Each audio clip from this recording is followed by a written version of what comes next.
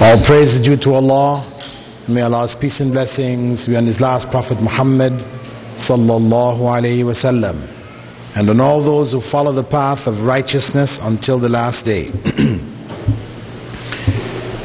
We're now going into the last of the topics of tafsir, and this topic addresses the Quran itself in terms of its unique characteristics, the essential miracle of the Quran, and its mode of presentation. The term Quran means reading. It is a verbal noun. It means the same as qira'ah. This is another verbal noun from the same verb qara'a, which means to read or to recite. And this is the name which Allah gave it, because it was a recited text. It was to be read and recited.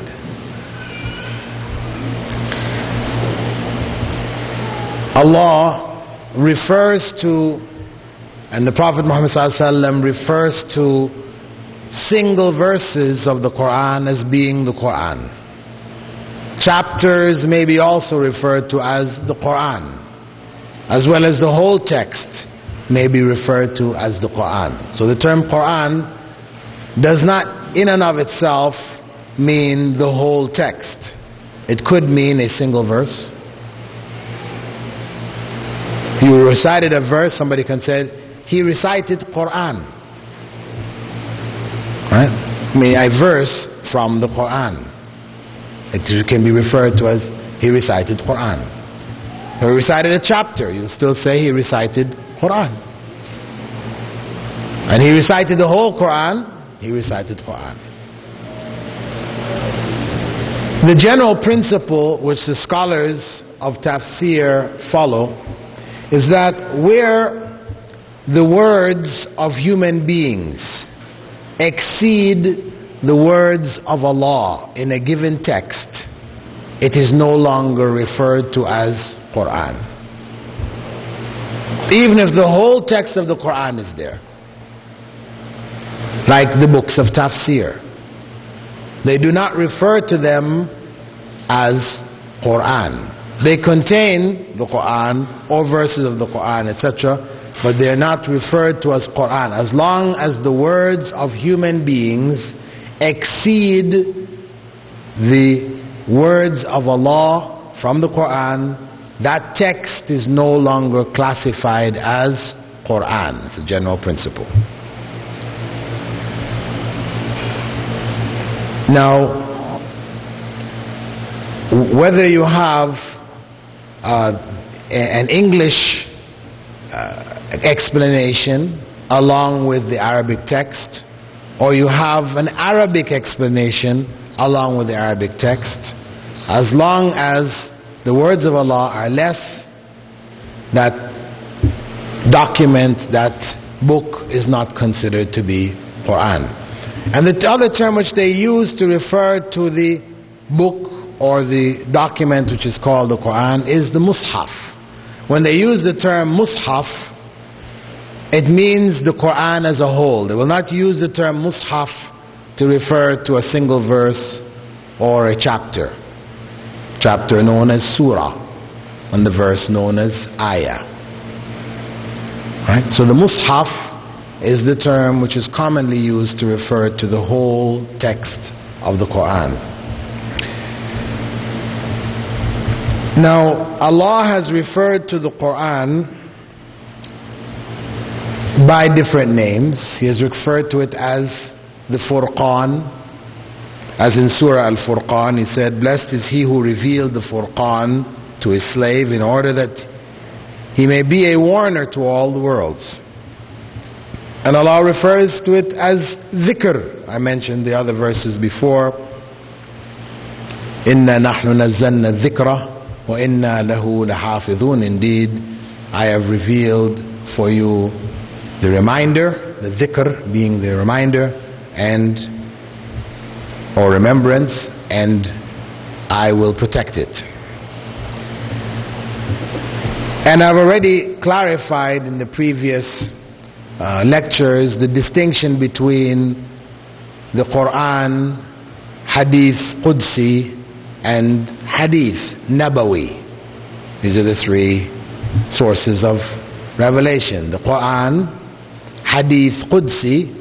Qudsi here could be translated as holy Hadith. Here we have a place for holy because it was referred to as such. And Hadith Nabawi, Nabawi meaning prophetic, you could call it prophetic hadiths.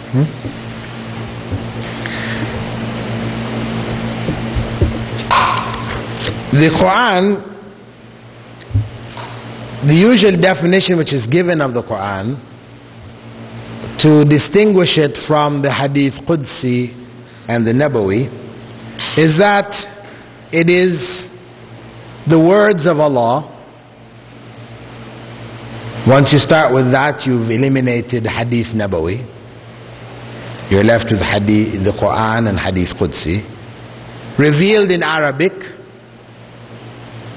Still, Qudsi and Nabawi, as Qudsi and Quran are addressed by that, in a rhythmical form that now eliminates the Qudsi, and you're now dealing with the Quran. To Prophet Muhammad ﷺ, whose recitation is used in acts of worship, that's the Quran alone. And even its smallest chapter is a miracle in and of itself. That is the Quran. So, it's the words of Allah in Arabic, rhythmic form, revealed to Muhammad ﷺ. Its recitation is used in acts of worship, and its smallest chapter is a miracle. 6 basic conditions mentioned in the definition of the Quran. Now, the Quran is revealed, as we mentioned earlier, for reading, contemplation, reflection, and action. This is what it was revealed for, and we spoke about that in terms of the understanding of the companions of the Prophet Muhammad ﷺ and their practice, how they treated the Quran, how Allah warned concerning the Quran that those who don't reflect on its meanings, their hearts are locked up. أَفَلَا يَتَدَبَّرُونَ الْقُرْآنَ أَمْ عَلَى قُلُوبٍ أَقْفَالُهَا? Will they not reflect on the meanings of the Quran, or are their hearts sealed up? So the idea and the concept of reflection on the meaning of the Quran is fundamental. This is telling us that it is incumbent on every Muslim to learn Arabic. If we are to understand the words of Allah, then we should learn Arabic. We should be involved in the process of learning Arabic. And that's how it was in the early generations when Islam spread from Arabia and it went into Egypt, North Africa, into Spain, Syria, Lebanon, to Sudan. These areas, many of these areas were not Arabic speaking areas. Egyptians were not Arabs. They had their own Coptic language. Sudanese had their own language. North Africans had the Berber language. Syrians, they spoke Aramaic and a variety of other dialects of Hebrew and Greek, and they learned Arabic. Iraq had tribes that were Arab tribes, because really the lines that are now on the map between Arabia and Iraq, of course, didn't exist. There are no lines there. Right? This was a continuous area. So the tribes of the north existed all the way up into Iraq. So there were Arabs there already. But Egypt, Sudan, Morocco, Algeria, all these places, Mauritania, that we know to be Arab states, their native language was not Arabic. But when Arabic came there, when the Muslim took over rule there, and the administration was an Arabic administration, Islamic Arabic administration, and the population in dealing with that administration would learn bits and pieces of Arabic to be able to communicate. And over time they absorbed these words into their language gradually until the Arabic in their language became more than the non-Arabic, and eventually it just became Arabic. So we look at them today and we refer to them as Arabs. Now, of course, there are some who were from Arabia who did settle and marry amongst the people. So there is a strain of Arab ethnic blood, you could say, there. Same thing with Ethiopia, Somalia, and Sudan. But the mass of people who are Arabic speaking, really they were not of Arabic origin. And the earliest Arabs, of course, were from the south, from Yemen. This is really the origin of the Arabic peoples, from the area of Yemen. And as I said, when Islam spread, Arabic spread along with it. And it wasn't really until the time of the Ottomans, after the fall of Baghdad and the hand of the Mongols, and the rise of the Ottoman Empire, where Turkish nationalism raised its ugly head and sought to replace Arabic, the language of the administration throughout the realm became Turkish. So the administrators were known as Pasha and these kind of terms, which are all Turkish terms. Then Arabic started to be taught in Turkey and in other places to be able to enable someone to read the Quran for barakah. The idea, barakah meaning blessing. The idea of reading Quran for barakah began in that time. Prior to that, everybody knew you learn Quran, you learn Arabic to read Quran, to understand it, practice it, etc. But from the time of the Ottoman Turks, with the strength of Turkish nationalism, the concept of reading Quran for the blessing became established and spread. So the hadith in which Prophet ﷺ said, which is found in a Tirmidhi, authentic, whoever reads a letter from Allah's book will get a good deed recorded for him or her, and each good deed is worth 10 times its value.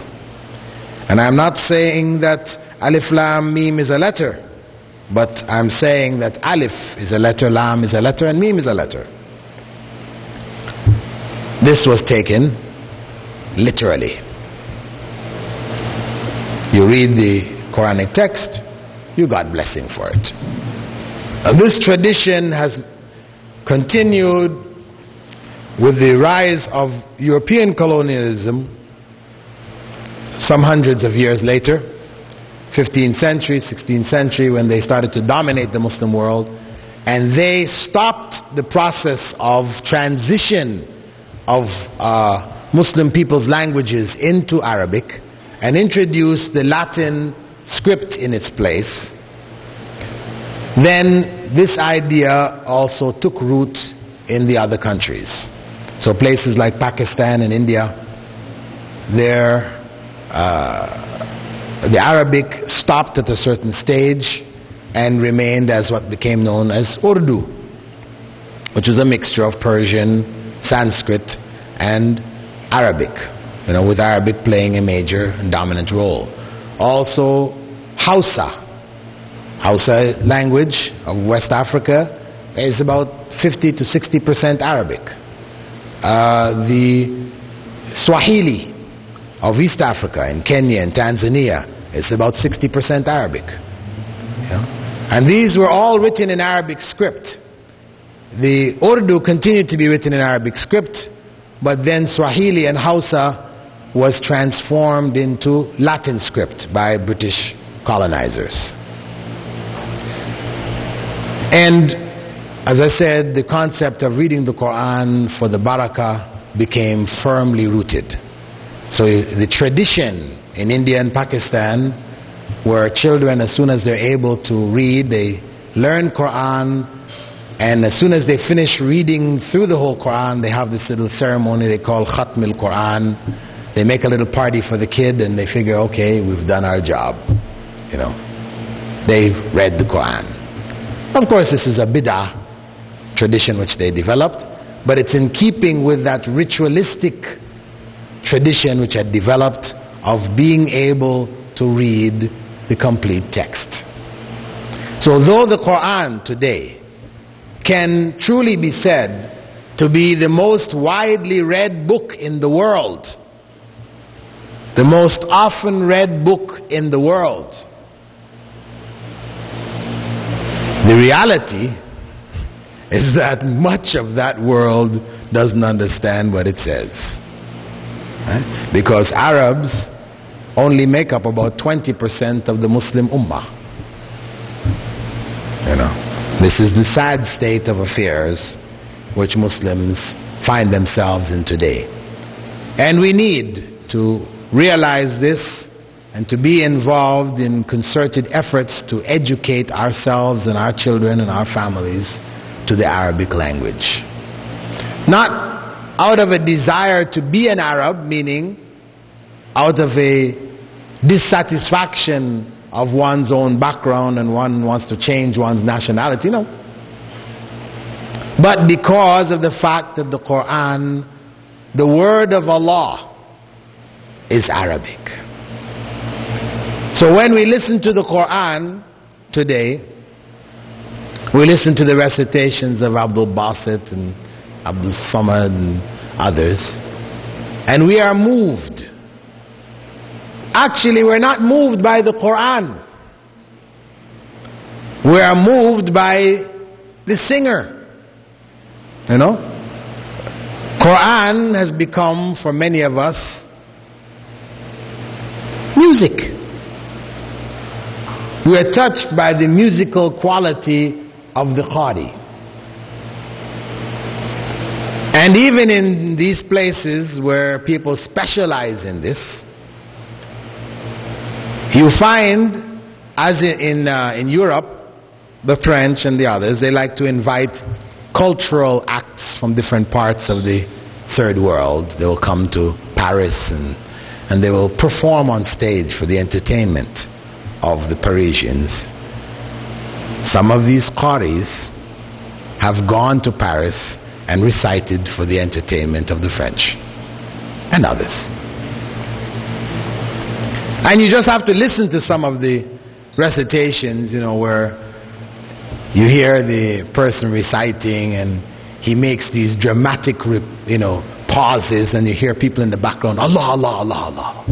Allah yaftah alayk, this thing. It's just like a pop, the way people respond to the pop singers, That's what it has become, unfortunately. So for us to be able to truly be touched by the Quran, we must learn Arabic.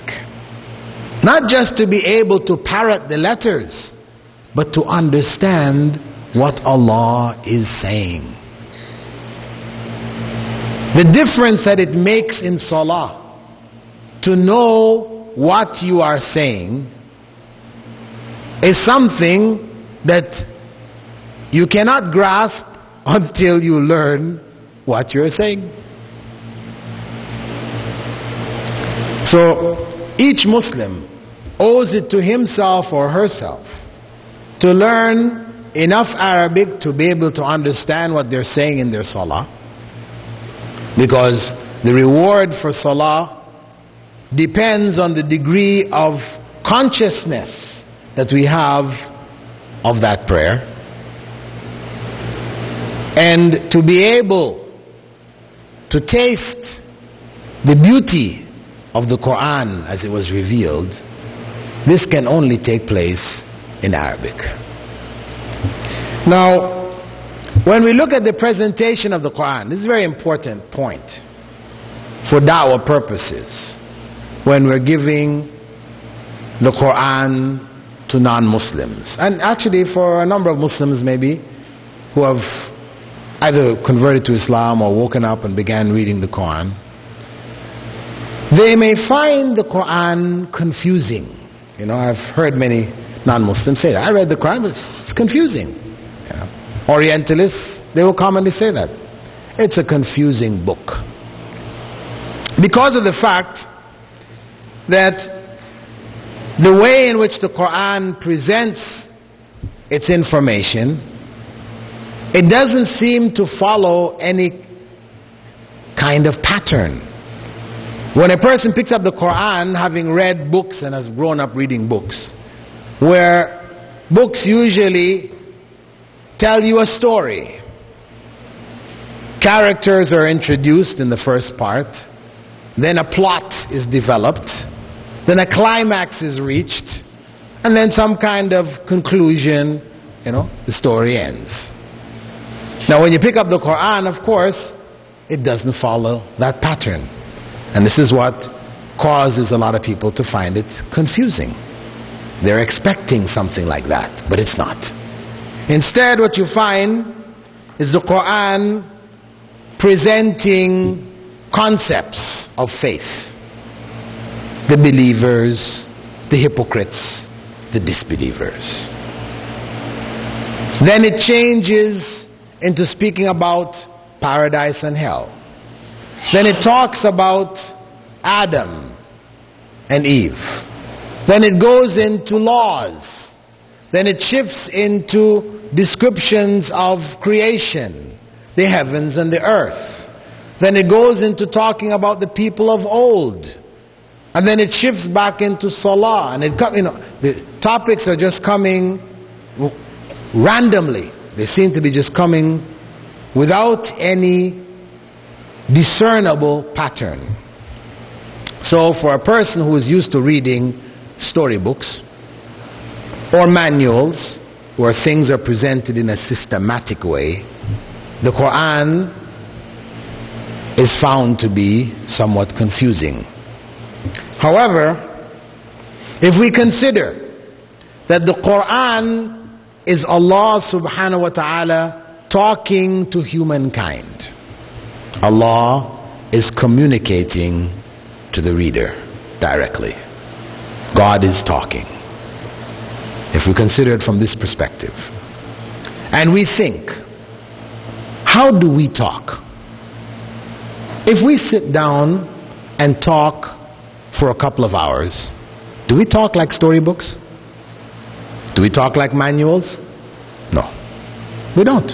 We may start talking about one topic, then something comes to our head, and what about so and so? We start talking about that. For a while, then something else comes up. We start talking about this and that and so on.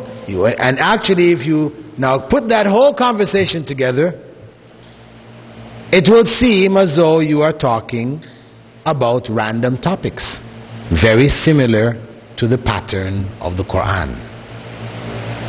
The fact that you know the person whom you're talking to, and you have certain things in common, this is what links all of that which appeared to be random to somebody who was not there, wasn't present. They just heard your taped conversation. They may not be able to link it all together because they're not familiar with, or they don't have that familiar foundation. So it will appear to them to be random talk also.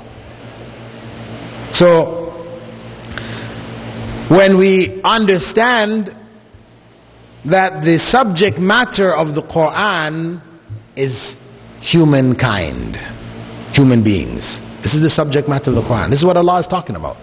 Human beings. He's addressing human beings. So everything in the Quran is somehow related to human beings.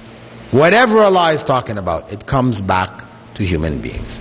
Either human beings in their relationship with Allah and things connected to it, or human beings in their relationship to other human beings, to themselves,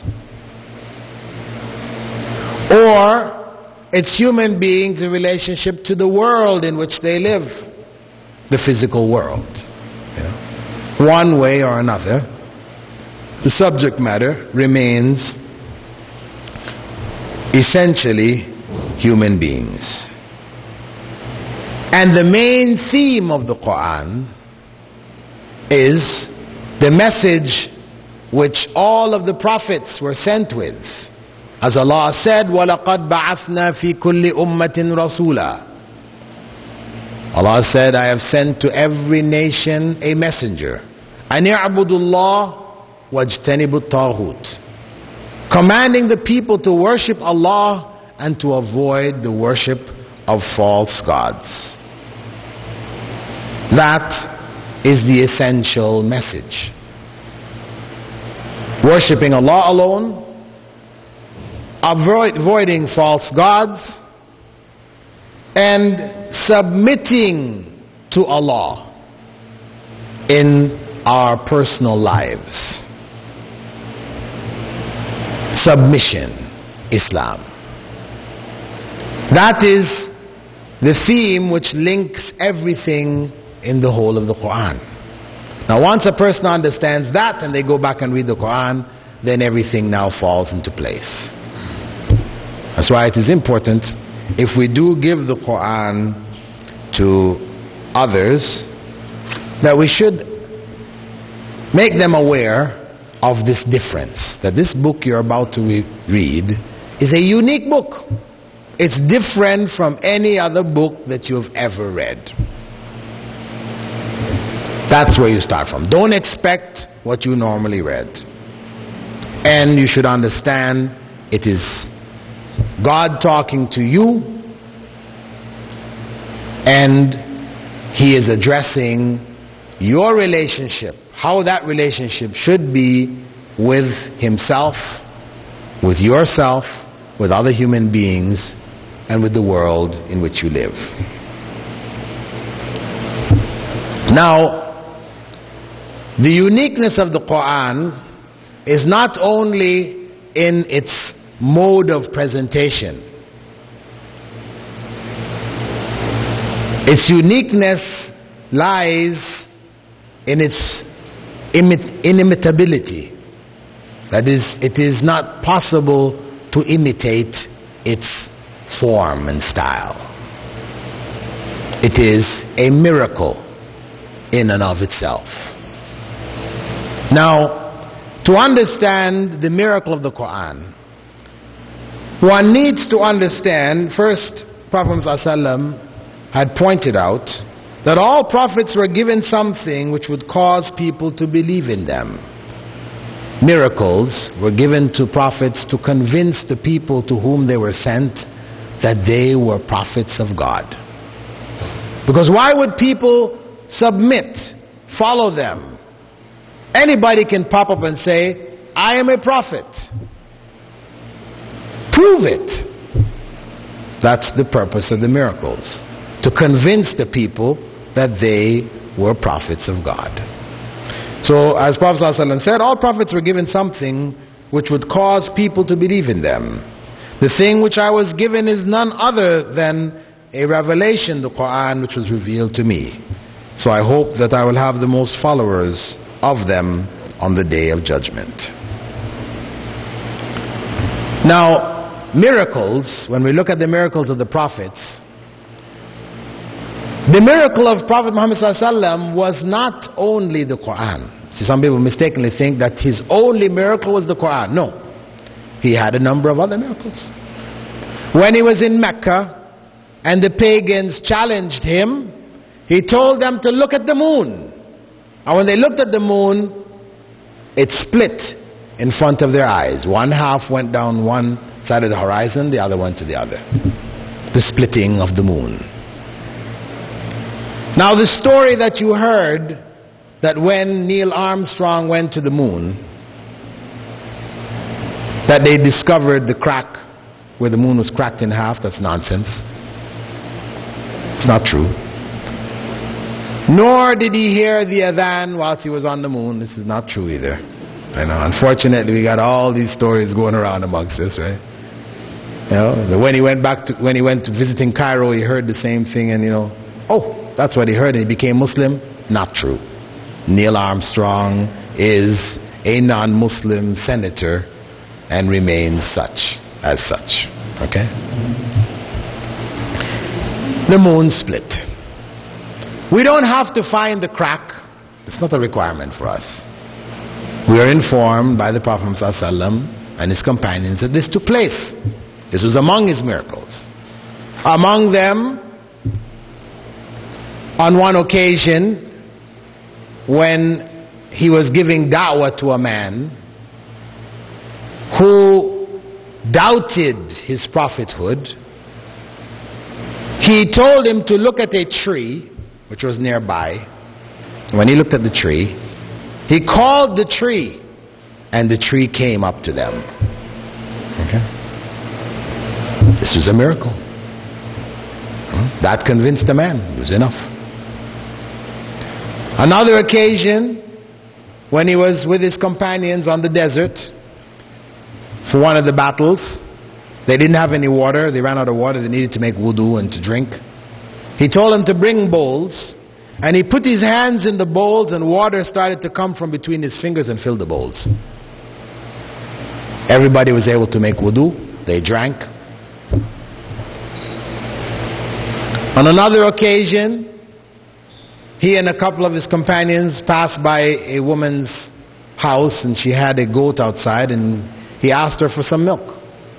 And she mentioned to him, or pointed to him, that the goat was dry. Its udders were dry. It had no milk. So the Prophet ﷺ told her, bring the goat. And he rubbed his hands on the udder. It filled up with milk. They filled bowls of milk. They all drank. Gave her back a bowl of milk. And the udders remained full. And the woman said, from that time the goat gave milk until it died. Okay? It was a miracle. And there are others. I'm just mentioning some. Okay? Similarly, for Jesus, miracles were given. For Moses, miracles were given. For all the prophets, miracles were given to convince the people that they were prophets of Allah. And what you find in general is that the miracles that were given tended to be in the area in which the people either excelled, or elements of the society excelled, and it put them in a position of honor or admiration in the society as a whole. So Prophet Moses, for example, in Egypt, the people admired sorcery. The sorcerers were next to the kings. So the miracle which was given to Prophet Musa was something which appeared like magic, turning his staff into a snake. And when Prophet Musa entered into that competition with the magicians, because of course when he first showed the sign to Pharaoh, Pharaoh said, well, that's no big deal. We have many magicians who can do the same thing. You know? So Moses challenged them.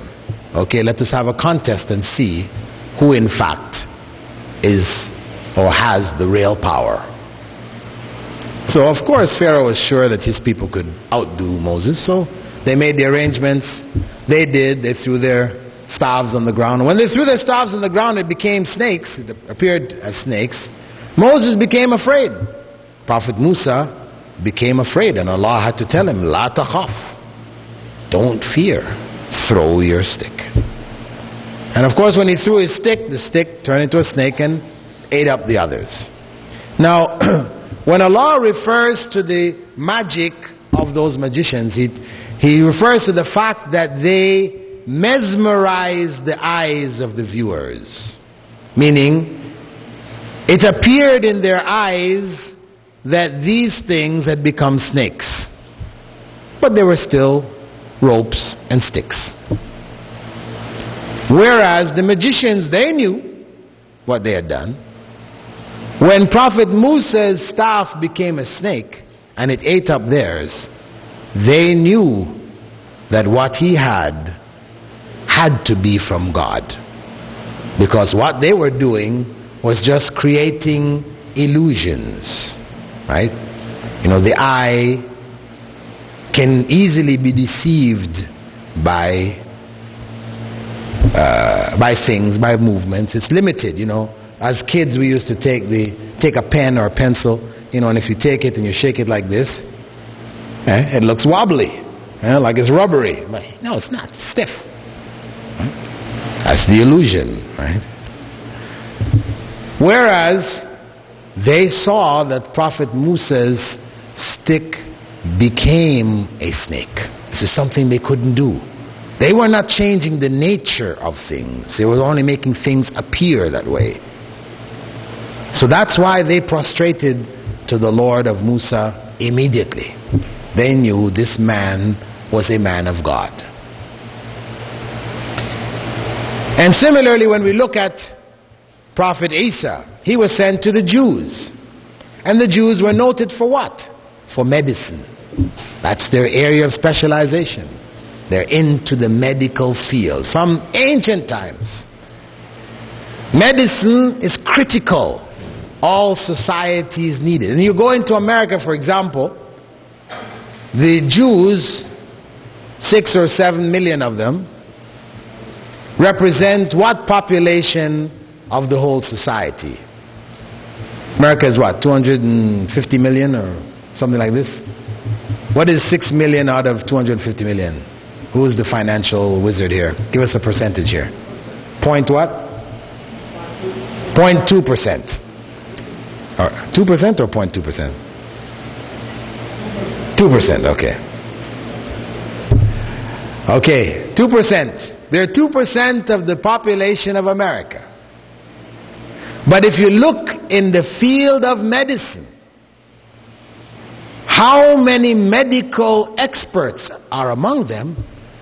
It's a big percentage. I mean, maybe someplace around 15% or something like that. It's up there. Far greater than their representation in the society. Because this is a critical area. They know to protect their own existence, they will go into these very sensitive areas in the society. So they go into medicine. Because everybody has to come under the knife sometime in their life. Right? So you have a president or whatever that is, you know, against us. Well, wait and see. We're waiting for you. You're going to get sick one of these days, right? So they specialize in this field. And even in the Muslim state, in the Umayyad, Abbasid, etc., the top medical experts were Jews. So even in the time of Prophet Isa, that's how it was. They're into medicine. They would heal broken legs. They would provide medicines to cure eye diseases. So when Prophet Isa was given miracles, it was given in areas similar to what they were into, but greater. He didn't cure or heal broken bones. He made people who were born lame walk. That is something they couldn't do. He didn't heal diseased eyes. He made people who were born blind see. And he didn't save people from death because of disease and, you know, he brought the dead back to life. This is the evidence. And this was the nature of the miracles, to convince the people. Of course, today, if somebody were to ask a Christian, ask a Jew, prove to us that Moses split the Red Sea, or he turned his stick into a snake, or ask a Christian, prove to us that Jesus brought the dead back to life, or he made the blind see, or he asked us as Muslims, because we believe these things, prove it. Prove that Muhammad ﷺ split the moon, or waters came from between his fingers. Can we prove this? Can we prove this? No, we can't prove this. We believe it. We believe it because Allah has said so in the Quran. We believe this book. The Quran is from Allah. Allah said this took place. We believe it. We cannot prove it. There's nothing we can pick up today and say, here is proof that it took place. We can't. I mean, Muslims in their desire to have something, this is where they made up this story about the people when they went on the moon, they found the split in the moon. You know? We're not required to prove this. Those miracles were for the people of their time. That's why we don't have to prove it. It was to convince the people of that time. We don't need the miracle to see the miracle of Jesus to believe he performed the miracle. No. But Muhammad ﷺ, because of the fact that he was not limited to his time, there were miracles which were for the people of his time, but his main miracle had to be not only for those people, but for human beings for all times. So his miracle was the Quran. The Quran, which was in the same language that the people spoke. A language which they loved and adored. A language which they wrote out their poems on gold and hung it on the Kaaba and worshipped it. They loved their prose and their poetry so much. So the Quran came in that language. A challenge to them. And Allah repeats that challenge in the Quran in 4 different places.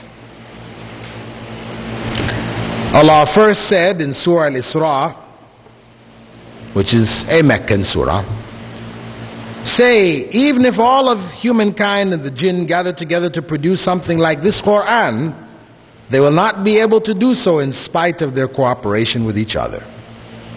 This is the challenge. Then later on, Allah repeated the challenge in Surah Hud. Again, another Meccan chapter. Hud, the Prophet Hud, is among the stories of the people of old. Or if they say he invented it, say to them, bring 10 invented surahs like it. And you may call on whomsoever besides Allah that you are able to help you, if you are really truthful in what you say.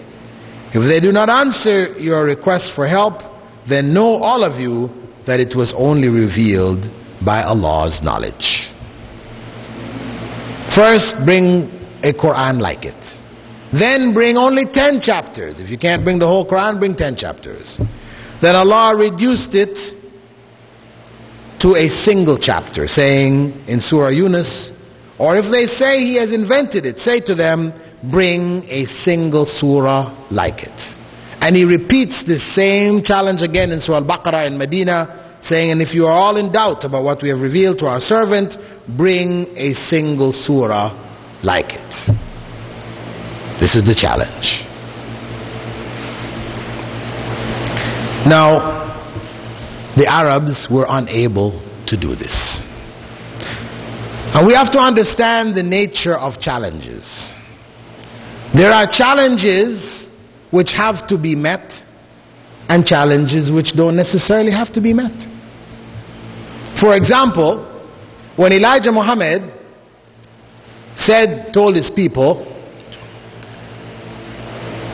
white Americans, white people are devils.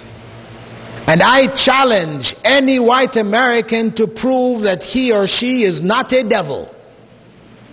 And of course, years went by and no white American got up to prove that he or she was a devil, wasn't a devil.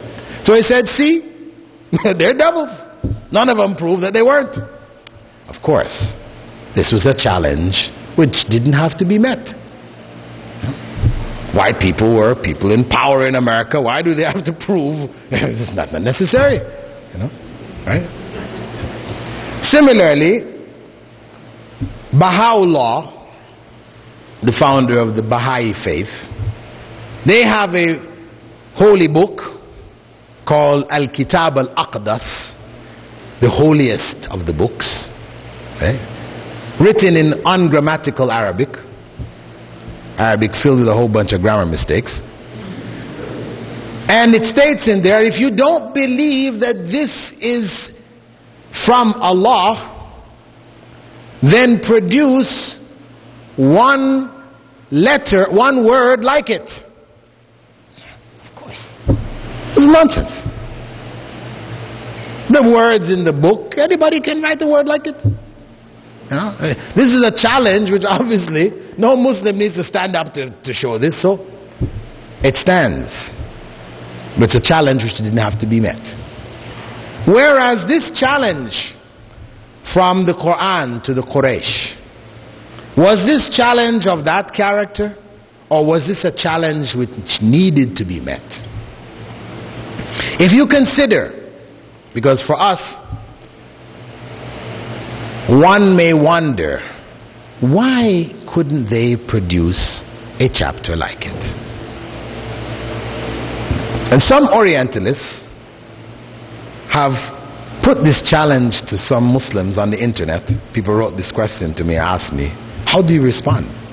Orientalists have come to some Muslims who are involved in trying to give some dawah here and there, and they said, okay, we are ready to meet the challenge. We'll produce a chapter like it. Who is going to judge whether we did or not? See? This is the challenge. Brothers sent this question to me, said, what do we do? What do we say? What if they produce something like it? What do we... Hey, Allah said that if all of humankind and the jinn got together to do it, they cannot. The smallest chapter in the Quran, Surah Al-Kawthar. Inna a'tainaka al-Kawthar. Fasalli li rabbika wanhar. Inna shani'aka huwal abtar. 3 lines. We have doubts. Why? Because of course we see Yusuf Ali's translation. It's nice. Nice English. He's put it in a nice way. It's more poetic than Marmaduke Pickthall or Noble Quran or whatever. But we know if a Wordsworth or a Shakespeare pops up and says, okay, let me write 3 lines and see if this is not better. These people were not native speakers of English. Though they learned a lot of English, no doubt a native poet from English, the English language, could write something more beautiful than the most beautiful translations that we have. I think nobody doubts that. So, this is why the challenge is in Arabic. It's not English. It is in Arabic. So now these people are saying, okay, we'll do it. Okay, are you ready? Yeah, we say, yeah, bring it. How are we going to judge? What we say is, the only people who can judge this are the experts. It's not up to you and me, because sure, you can write something and you say, hey, this is just like what you have. And on the surface we might hear it and say, it does sound like what we have. Right? But we are not experts. You understand? Somebody can write a line of poetry and say, this is from Shakespeare, and you've read some Shakespeare, you read this, hey, it sounds like Shakespeare. But now a person who is a Shakespeare expert, he said, nah, he heard 3, we're finished. Nah, that's not Shakespeare at all. He can tell right away. The style, he can find in it the weaknesses in the style and everything. Stuff you didn't